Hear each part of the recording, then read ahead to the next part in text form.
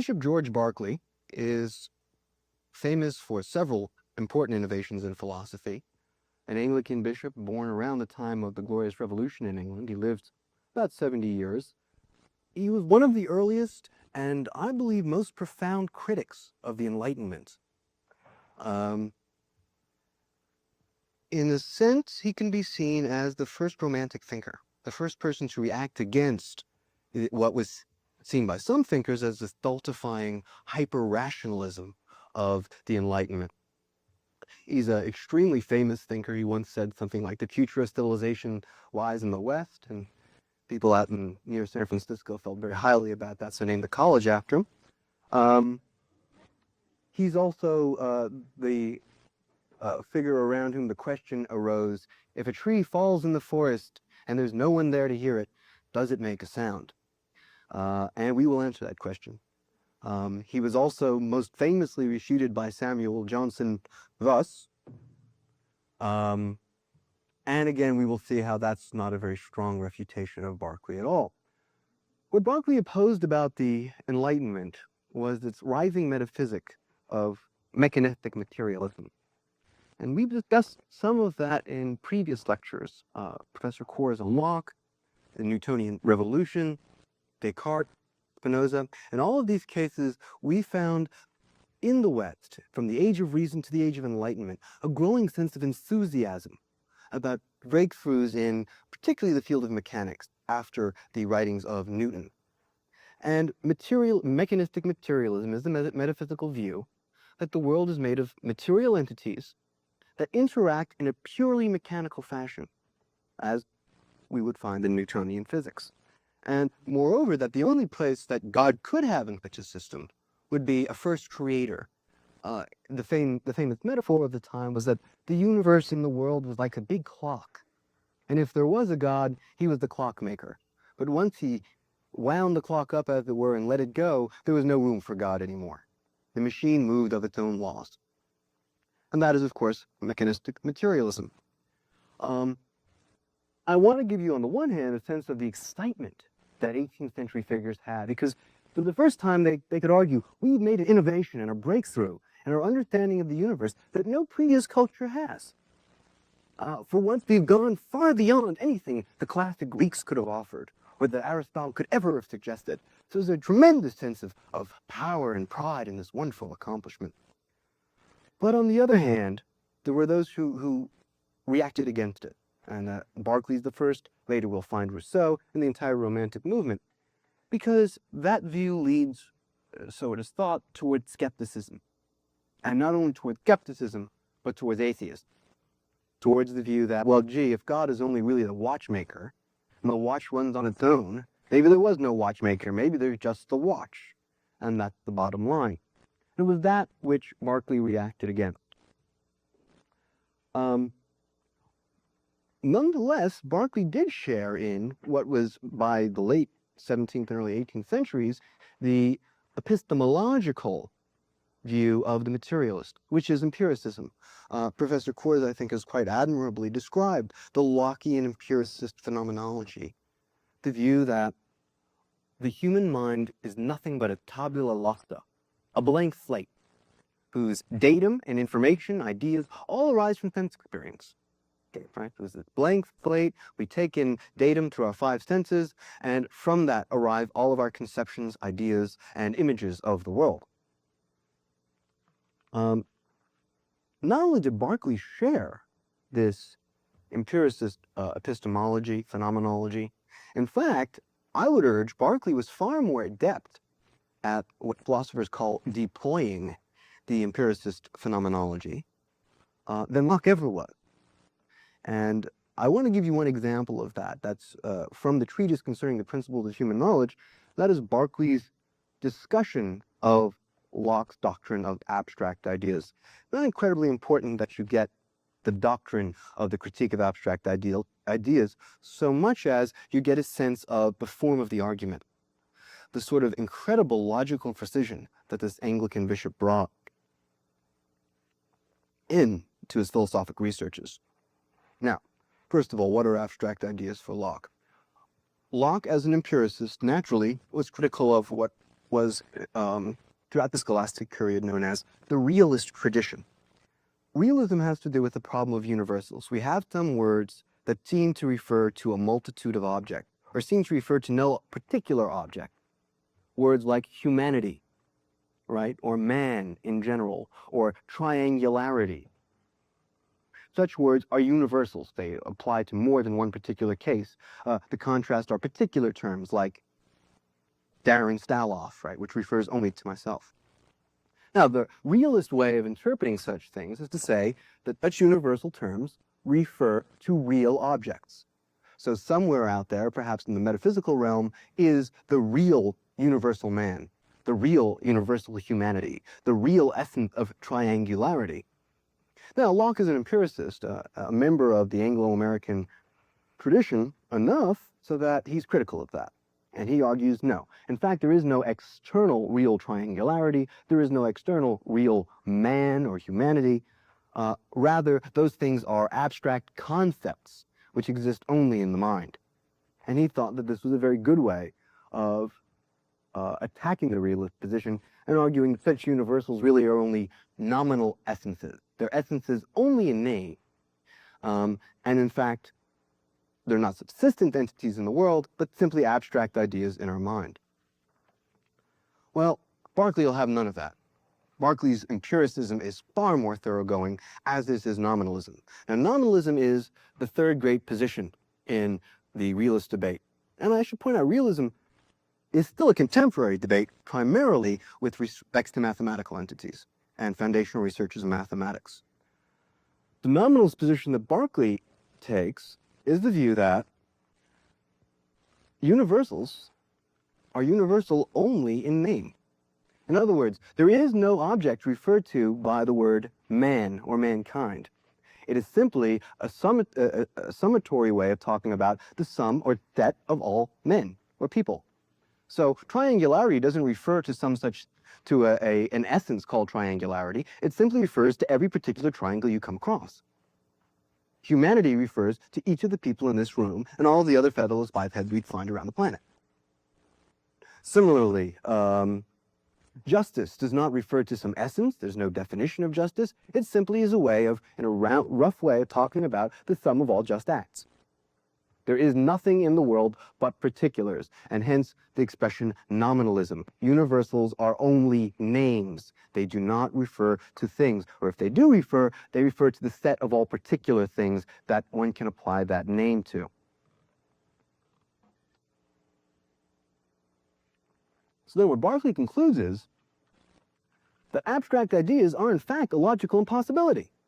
The only ideas we can have are particular. And he has two very strong arguments for this doctrine. First of all, accepting the Lockean empiricist epistemology, all of our ideas arise either directly or indirectly from our impressions or sense datum. And all of our ideas are obviously copies of those sense datum. So, you observe me pacing about this podium, you close your eyes and think of the idea of me, and you get a mental image of me, which is more or less a copy of what your senses supplied. Fair enough. Then he says, well, you'll note something. Each of your sense datum, right, are particular. You see particular patterns of colors, you hear particular ranges of sounds, particular tactile experiences, particular odors, tastes. Nothing general in your sense datum. If that's so, then how could you possibly have an abstract idea? You never have an abstract sense impression, and if ideas are copies of sense datum, then it is a logical impossibility to have an abstract idea. And then he has a second argument. Ideas are obviously mental representations or images. Again, think of your idea of me, close your eyes and do the great thought experiment, phenomenologically, and you get an image of me, a picture in your, as it were, mind's eye. And he says, then let us take a look at how we would create, say, an abstract image of humanity. So I want you all to try and create this image. Create an image of a human, but it can't be male or female, right? So you have a genderless image. Next, add its other features. It can either be tall or short. right? Can't be one color or another. Can't be black or white or red or yellow. Can either have hair or not have hair. Can't be fat or thin, right? Can't be well-proportioned or ill-proportioned. Can't be ugly or beautiful. You got that image in your mind? Right? And Berkeley says, if you have that image in your mind, I know a good doctor you should see. He says, so clearly we don't have abstract ideas. That's a piece of superstition. We should never create such an image. Okay. And again, I don't want you to think that the doctrine of the critique of abstract ideas is in itself important. We will see that in the 20th century, many important thinkers, Quine among them, accepts the nominalist interpretation of mathematical entities. But rather, I want you to see the technique of argumentation, how the argument of empiricism and tabula rasa works itself out before we come to what is the most famous and difficult doctrine that Berkeley has. And that is that he argues if you take empiricism seriously and you're logically consistent in your interpretation, you cannot escape the conclusion that the only phenomena of which you are aware are ideas in your mind. And if that is the case, that the metaphysical doctrine of materialism is nothing but a base superstition, and that the very notion of matter is nothing other than a sort of occult substratum, which had no logical or empirical basis. And that's a position that's known as absolute idealism. A very bizarre metaphysical doctrine, but it has a kernel of truth and will become extremely important in the 19th century tradition, especially with absolute idealists like Hegel, Fichte, Herder, and others. I expose it to you first with Berkeley because I think from an empiricist angle, it's much simpler to get a sense of exactly how it might be, in some sense at least, plausible. Well, we begin with the observation that all of the sensible objects of which we are aware are comprised of ideas derived from sense. Right? If you think about whatever you had for breakfast, let's say you had an orange, that orange, as you experienced it in your mind, was a series of flavors, odors, colors, and textures, perhaps of the peel and of the meat of the orange, as it were, all conjoined in your experience. So to take an example we can all see, we look at this lecture. All right? What is it made of? It's made of a series of ideas. And ideas in the sense of phenomenological experiences that occur in our minds. We experience a certain range of brown wood-like colors. If you care to come up after the lecture, you can feel that there are smooth grain textures, pretty good until you get to the chipboard on top. A certain range of sound that could be produced by rapping on it. And a particular range of tastes, if you choose to get very close inspection, perhaps even you could olfactorily inspect it, which they sniff it, and a range of odors. You take all those things together, that's all of the data we have about this lecture, right? Are those particular ideas, which are copies of your sense impressions. That is what this lecture is. Okay, well, there's one thing missing in this lecture, in those experiences. Think about it. You got the colors, the flavors, the odors, the textures, and the sounds. Where's the matter? And that's where Berkeley makes a sharp criticism. He says, look, materialists want to critique Anglican bishops like myself for being superstitious. Tell me, if you, Mr. Empiricist, what is the flavor of matter? And what color does matter come in? And what does it taste like? What does it smell like, matter? Have you ever actually experienced matter? And you want to criticize religious people for believing in things that go bump in the dark? There's nothing more superstitious than believing that there is something out there which everything is made out of, which none of us has ever experienced. We've never seen it, we've never tasted it, we've never heard it, and we have no idea what it would taste like, sound like, or look like. Okay. So then what is matter? And Berkeley says, well, matter is a posit. We have the various ideas, right, of, again, this lecture, and we say, well, they all reside in one entity. And we say there's a substratum that supports those ideas or those properties, and that substratum they'll call matter. And then Berkeley argues, since you never sense matter, and sensible objects aren't actually unified by the positive matter, are they? They're actually unified by constant conjunction, which is to say, why do you say that the colors and flavors and sounds associated with this lectern make up one thing, a lectern? Because every time you come across this lectern, it has all of those properties. If you came across it tomorrow and it had different colors, you would say different lectern, wouldn't you? So he says it has nothing to do with the material substratum. It's actually just constant conjunction. You always find the same range of sense datum, of ideas in your mind associated with the same object. And in fact, the object is nothing but a conglomeration, a conjunction of those various sense datum. He says if that's the case, then why in heaven's name would we bother to posit matter? And here he does, I think, a very nasty trick against the materialist. He applies something known as Occam's razor. William of Ockham was a great British theologian, also one of the founders of Anglo-American style of philosophy. He was a nominalist. And his nominalism took the form of a principle he called Occam's razor. If you can explain a phenomena or a problem, and one person can explain it with 4 moving parts, and another with 5 moving parts, both explanations are equally adequate and sufficient. Occam's razor says you simply cut off those extra entities. The less moving parts, the better.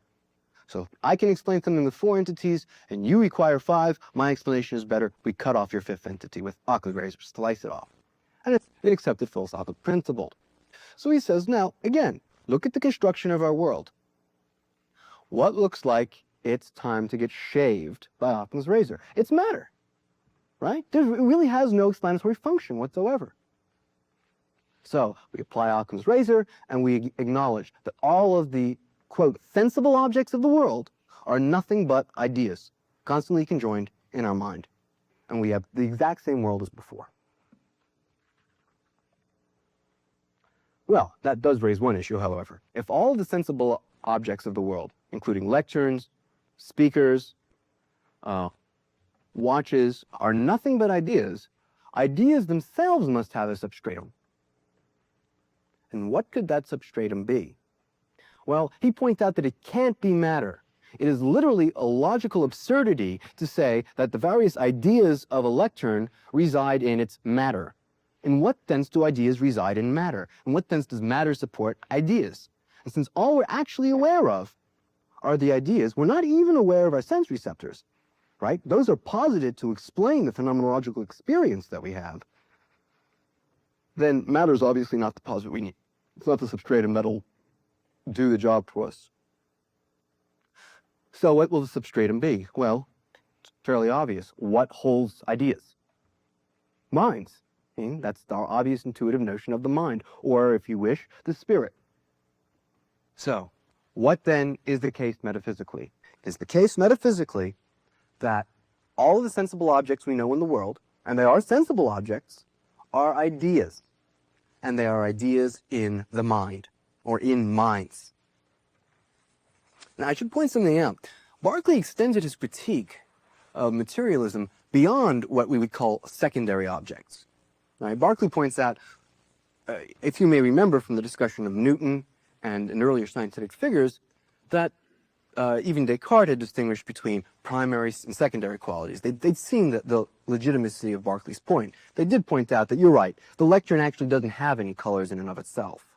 Right? The color is something that occurs in your mind. What the lectern actually has is it gives off various frequencies of light, and that creates the phenomena of color for you, similarly with all the other sense datum. And so they're willing to give Berkeley that part of it, but they say there are other things which are primary qualities and which are immaterial things themselves, such as shape, figure, extension, motion. And Berkeley says, oh, really? So you don't actually see shapes, do you? And if you do see shapes, well, then the same critique about seeing colors would apply to shapes. Shapes then would be ideas in your mind. And you don't actually see motion. But if you don't see motion, then how did you have the idea of motion? And if you do see motion, then the same critique that applies to secondary qualities will apply to primary qualities as well. Motion is also something you perceive, and therefore is an idea in your mind. Right? So there's no escaping this absolute idealism. Again, all of the ideas, primary as well as secondary, exist only in our minds. Now, we've got this empiricist absolute idealism. From that, Berkeley then is able to prove, at least to his satisfaction, the existence of God. All right? And precisely because we do note a law-like regularity in our ideas. And so God is that cause. Now, I'm going to run through the proof for you as quickly as I can. All of the objects of the world, we know, are ideas and minds. And only minds are capable of producing ideas, right? It's an absurdity to say that this watch creates ideas in my head. Only a mind produces ideas. And while we do produce many ideas, right? We produce the ideas of our imagination. We think of a golden mountain and create that idea or image in our mind. During reflection, I create the image of perhaps this audience as I try to remember it. Not all of the ideas that occur in my mind are created by myself. I am aware of certain ideas that impinge upon me, and those are the ones we commonly call ideas of sense, right? I don't open my eyes and say, I hope I find brown wood-like textures right in front of me. No, rather I open my eyes and they just happen to be there, as are the various ocular patterns of the audience. Therefore, there must be another mind out there, which is producing the ideas of sense, which I do not produce. And what do we call such a mind? God, right? That's literally what God is. It's that which creates everything around us. That's what we learned in the Bible, right? God creates and sustains the world. And Berkeley says that's actually philosophically extremely prescient. Because what that really means is that God is sort of the universal switchboard of ideas, right? You'll remember the brain in a vat hypothesis of Descartes. Well, in a way, God is that super smart computer. And when I, for instance, pace across the podium, God makes sure that in my mind, I have all the tactile feelings of walking across a podium, all of the ocular changes in my visual representation of moving across a lectern, seeing different persons. And as I speak to someone, God makes sure that if I will to say to someone, how are you, that sound is reproduced, or is produced, in fact, in the mind of the person I want to speak to, and that person responds, and God sends the idea to me. So therefore, what we have, God is the universal switchboard of ideas. All there are minds, or spirits, with ideas, and God makes sure that the ideas from one mind correspond to whatever physical occurrences we would normally believe in, and enable us to communicate. Okay. And in fact, from a purely phenomenological position, we can drop the notion of sense, right? Because what do we really mean by sense except for ideas which we do not cause, and which are distinguished by a phenomenological vivacity, or powerfulness, or clarity, right? And again, this is a fair thought experiment. Look at me, then close your eyes and think of me, and you will see that the first image of looking at me is far clearer. There's far more detail and nuance to it than your representation of that afterwards. In fact, then, you have no evidence to actually suggest you have any sense receptors. All you know is that you have some ideas which are more clear than others, and others which you yourself produce. And Berkeley says that entirely fits with the posit of spirits, or minds, having ideas in the world. Okay, now we can turn to our question of the tree in the forest. So, if a tree falls in the forest, and there's no people there to hear it, does it make a sound? And Berkeley responds, of course it does. We don't hear it, but someone else does. God's omniscient. God is everywhere. It makes a sound because God is there to hear it.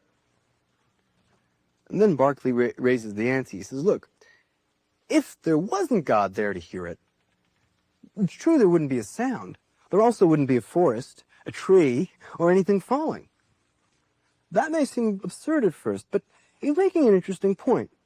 Do objects in the world, are sensible particular objects, and this is the larger theme of idealism, which is, I think, been a very powerful influence on subsequent speculation, does the world come prepackaged in the objects we perceive? Right? Does the world naturally parse itself into lecterns and podiums and humans and watches and pieces of paper? And Berkeley and subsequent idealists, in fact, frankly, most philosophers since, have had to acknowledge, no, it doesn't. We parse the world. It would be just as logical for us to say, or just as possible for us to say that, for instance, the real lectern isn't this brown wood-like thing, but this brown wood-like thing plus this podium I'm standing upon. That's the real lectern. And why not parse it that way? Or, this is not the same Darren Staloff you might have seen 2 weeks ago. It's a different Darren Staloff. It changes every time he talks about something different. We see different behaviors, and therefore we posit a different entity. Now, we are so used to our conceptual scheme that seems counterintuitive. But again, think of other cultures, right? What happens when someone goes through coming-of-age rituals? They're given a new name and a new identity. They literally believe the old person died, the boy, or the young girl, and a new person, an adult, a male ready now to hunt, or a woman ready to assume the tasks of motherhood, to replace that person. So, the point is, all of the objects we find in the world don't come naturally parsed into natural kinds for us. They are, in fact, imposed on us. We impose a sort of cookie cutter on experience. And that cookie cutter are our ideas. So instead of saying, looking out at this audience, saying, well, there's really only one person here, and it's a collective subject called the audience, and you're all cells in one larger collective subject, my conceptual scheme, or my idealist program, which again, for Berkeley comes from God, he parses it for us, is that there's rather, instead of that, there are unique individual agents in this room. Right? The audience is in fact made up of a discrete number of individual persons. And that is the idealist intuition. It's extremely abstract, abstruse, difficult, but the more you think of it, there is a certain plausibility to it. Again, just on a physical level, why not say something to the effect of, well, Mr. Staloff is really only that figure that runs from his belt up to the top of his head. And then there's this other thing called Mr. Staloff's legs, which is not a part of Mr. Staloff, but every person sort of has them. Counterintuitive to us, but not necessarily impossible. It's a logical possibility. We could think of the world that way. We don't. Therefore, we're imposing our ideas on the world and organizing it.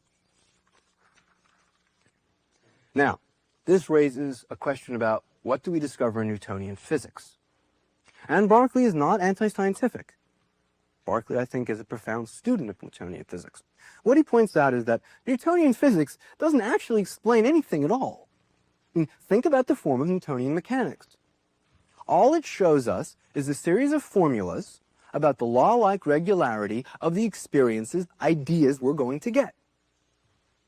It's wonderful predictive value, but what does it explain? And in fact, Berkeley is right. Right? When we think of gravity, first of all, you recognize that was a metaphor. Gravity means seriousness and depth. Only since that metaphor died and started to become literal.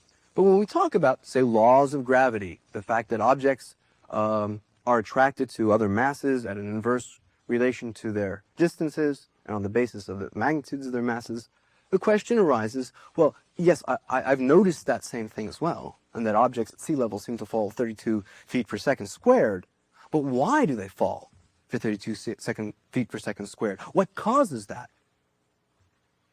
And Berkeley's right. Newton has no answer. And Newton was quite clear in saying, well, I have no idea what causes it. I just noticed that's what happens. If you want to know what causes it, you have to open the Bible. God causes gravity. And it was a great mystery. What does cause action at a distance? So Berkeley's deep insight into the philosophy of science from his idealism is the realization that science actually does nothing so much as tell us about the regularity of our ideas. That if we, say, release an object at sea level, we should expect to see it fall at a certain rate. No explanation of why it should fall at that rate. We don't know if there's any gravity rays, gravity particles, or what the mechanism is whatsoever. All we know is that from our experience, from the ideas that occur in our minds, we know every time we have the idea of this watch released at sea level, it never falls up, but rather only falls down. Okay. That's not to insult Newtonian science. All right. Berkeley's quite clear. Newtonian physics is of inestimable value. We want to be able to predict future events on the basis of past ones.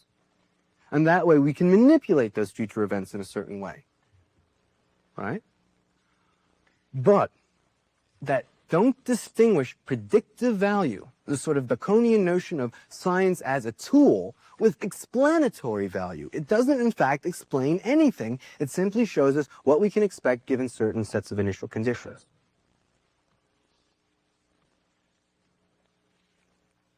The upshot of this is that Newtonian science had no metaphysical implications. Those people who want to say, well, you've got Newtonian science, therefore materialism is the case, God is dead, whatever. Berkeley says that's nonsense. Newtonian science is wonderful, but all it gives you is a mathematical law for predicting future experiences on the basis of past ones. It doesn't tell you that there's any such thing as matter. Newtonian physics is just as sensible from an idealist worldview as it is from a materialist one.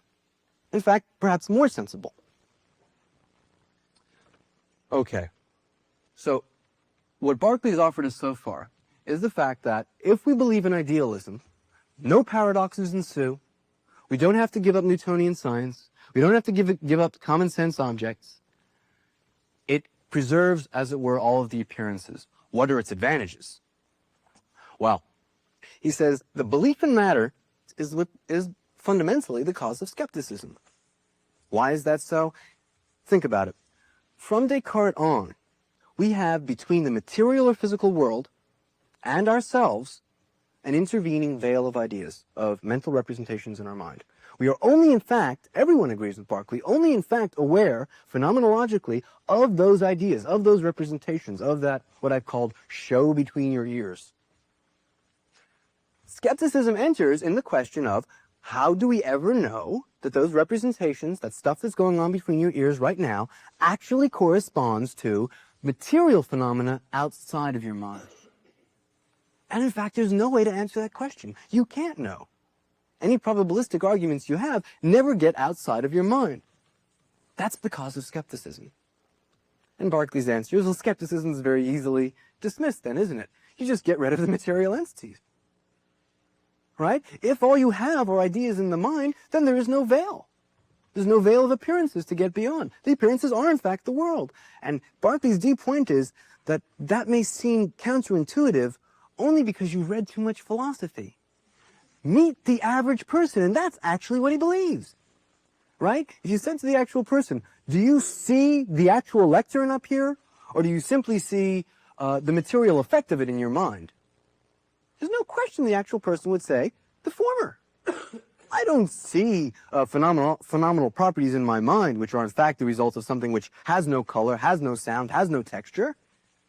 Just the opposite. What I see is actually a series of colors, textures, sounds. That's the real world, and that's what Berkeley says is the real world.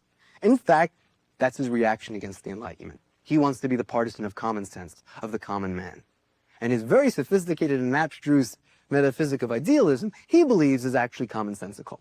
That's what the average person in the street really believed all along. And those people who don't believe that have just wasted their time reading too many books full of obfuscation. Well, not only is materialism the cause of skepticism, it is more powerfully the cause of atheism.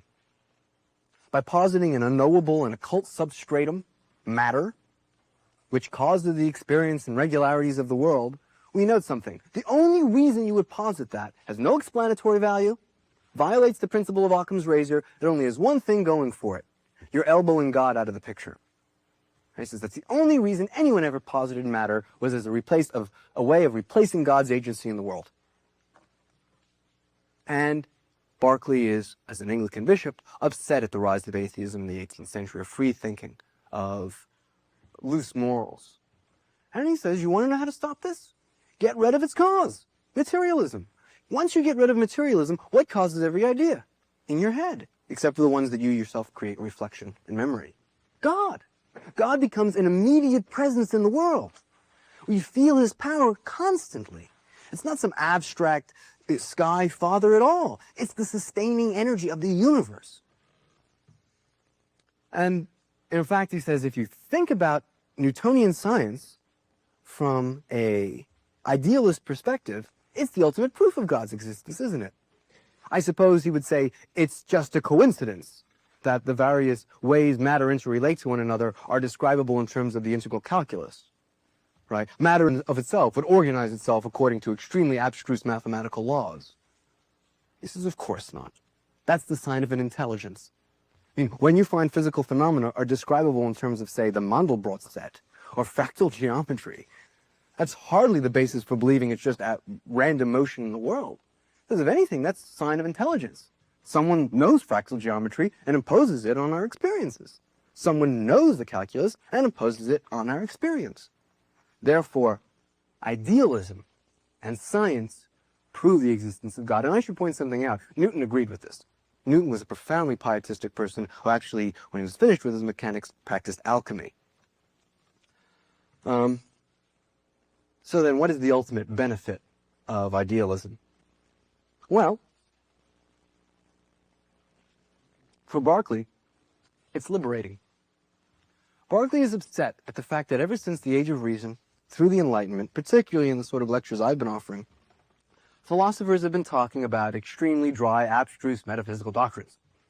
They've been out there arguing about primary versus secondary qualities, final causality versus efficient causality, material entities versus minds, and formal mathematical proofs. And Berkeley's point is, does anybody really care about that? Is that what's important in life? Right? Is that why you picked up books, to learn whether there were primary or secondary qualities? Is that what's really significant about philosophic conception? No. What he thinks is really important is the cultivation of virtue, the enjoyment of beauty, the experience of the sublime, and duty to God. Berkeley is the first of what we will find is a series of philosophers who proclaim the end of philosophy. He says, once you have idealism, you've solved every philosophical problem there is. Take your philosophy books now and burn them. Don't waste your time in these lectures. Go to church, where you will experience something vital for your life.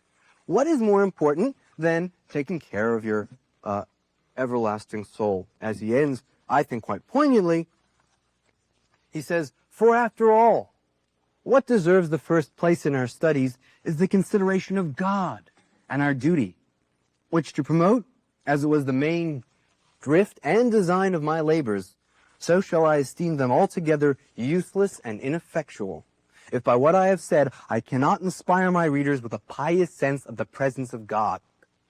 If you read this work, understand absolute idealism, and feel the presence of God in the creation of new ideas in your mind that you did not cause, pay off for Berkeley. He expects to find you in church on Sunday. And having shown the falseness or vanity of those barren speculations, and note, vanity and pride was for both More, Augustine, and all original sin. Having shown the falseness or vanity of those barren speculations, which make the chief employment of learned men, the better dispose them to reverence and embrace the salutary truths of the gospel, which to know and to practice is the highest perfection of human nature. And I want to argue that this is, as it were, the essence of the Romantic movement. They turn and say, yes, science is interesting and your logic chopping is fine, but who really cares? What's really important in life is virtue, is morality, is feeling connected, is having profound spiritual states, the experience of the beautiful and the sublime. But all of this science worship of the Enlightenment is stultifying. It's inane. That movement will really flower in the 19th century, but it could not exist if it did not have powerful precursors throughout the Enlightenment. And I think the first, in the English-speaking world and most profound, is Bishop Berkeley. I should point out, Berkeley is one of the few great English philosophers to grace our shores. He lived in Rhode Island for some time. We find a similar, therefore, doctrine in some ways in Jonathan Edwards, who's not an idealist, but is also a proto-romantic, I would urge. Berkeley had a profound influence on a fellow by the name of Samuel Johnson, not Dr. Samuel Johnson of England, but a certain congregational minister who became an Anglican in part from being Berkeley, who then went on to found King's College, my alma mater, Columbia. And so we find that Berkeley, in fact, had a profound resonance on the Anglo-American world, even for those who ultimately rejected him and embraced the Enlightenment perspective. They could not help but be aware of that powerful critique that Berkeley had offered. Finally, I want to discuss Samuel Johnson's refutation of Berkeley. Right? Johnson said, now you know what Berkeley argued. Johnson said, how do you refute idealism? Thus. I kicked the podium. See, it's there. All right. Now, the reason I bring this up is because if you've understood Berkeley, you know that that's no refutation at all. Because Berkeley says, Sam, God's a regular guy. every time you will to swing what you think is your foot, he's obviously going to put the idea of a pain in the toe. Right? No refutation of me at all. I preserve the world of sense. Okay. Is there a way in which Johnson's critique is powerful? Yeah, there is. Not at a philosophical level, but a commonsensical level. Does the average person really believe this is an idea? Or does the average person really believe that when you kick this, I kicked a piece of matter? So then the answer to these philosophic speculations, as we will see after Berkeley, a strain developing in Anglo-American thought is the move towards common sense. That in accord with Berkeley, they acknowledge, yes, philosophical speculation has reached a point of absurdity, of technicality, which divorces it from common sense notions. We can't lose that technicality, which Berkeley is far more technical than Locke. I think is far more sophisticated than Locke. But nonetheless, we should use it to preserve our common sense intuitions. And it's at that moment that I would argue Anglo-American philosophy, or English-speaking philosophy, moves from England to the Highlands, to Scotland. And from there, what I would call English Enlightenment or British Enlightenment moves to the phase of the Scottish Enlightenment, which I would argue is the height and culmination of Anglo-American empiricism. That, of course, is the subject of my next lecture,